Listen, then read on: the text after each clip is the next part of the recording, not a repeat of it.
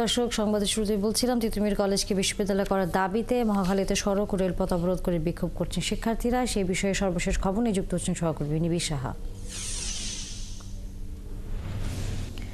নিবিড়, এই মুহূর্তে সেখানকার অবস্থা জানাবেন। তানিয়া, আসলে এই যে তিতুমির কলেজের শিক্ষার্থীদের যে সড়ক ও রেলপথ অবরোধ মহাখালীতে, সেটি কিন্তু আসলে শেষ হয়েছে এবং তারা যে সময়টি দিয়েছিল অর্থাৎ বিকেল 4টা পর্যন্ত তাদের যে কর্মসূচি সেটি কিন্তু আসলে তারা পালন করেছেন এবং এই মুহূর্তে কিন্তু শিক্ষার্থীরা যারা রয়েছেন তারা কিন্তু তাদের যে ক্যাম্পাস তিতুমির কলেজের ক্যাম্পাসে ফিরে গেছেন এবং যান চলাচল এই মহাখালীতে, যদি এই গুরুত্বপূর্ণ এলাকা মহাখালীতে কিন্তু এই মুহূর্তে যান চলাচল স্বাভাবিক হতে শুরু করেছে গত 20 মিনিট আগে থেকেই।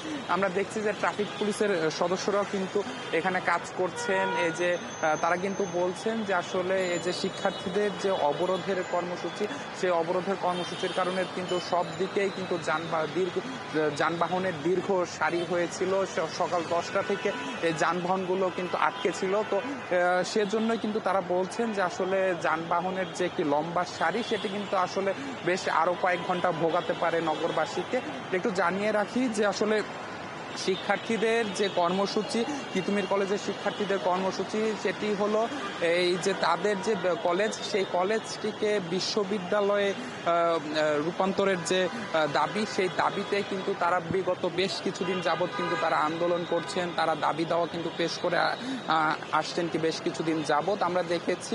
তো এরপর আমরা দেখেছি যে আসলে তারা যেমনটি বলছেন যে আসলে কোনো পক্ষের থেকে কিন্তু তারা তেমন সাড়া কিংবা আশ্বাস পাননি, যার কারণে কিন্তু দেখা গেছে যে তারা রাজপথে নামতে বাধ্য হয়েছেন এবং সড়ক ও রেলপথ অবরোধের মতো কর্মসূচি দিতে তারা বাধ্য হয়েছেন। কেননা তাদের দাবি আদায়ে কিন্তু কেউ কোনো আশ্বাস, কোনো পক্ষ থেকে কিন্তু তারা কোনো আশ্বাস পাচ্ছিলেন না।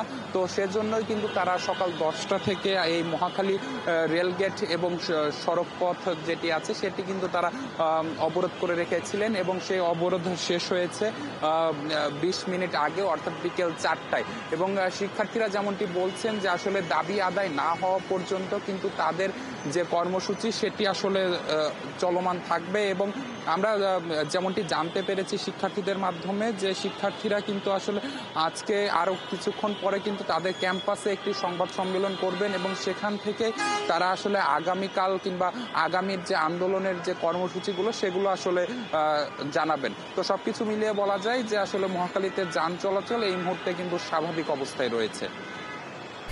ধন্যবাদ নিবিড় সাহা। নিশ্চয়ই আমরা ফিরবো আবারও আপনার কাছে এই বিষয়ে কোনো তথ্য এসে পৌঁছলে। দর্শক, সহকর্মী নিবিড় সাহা ছিলেন এতক্ষণ আমাদের সাথে।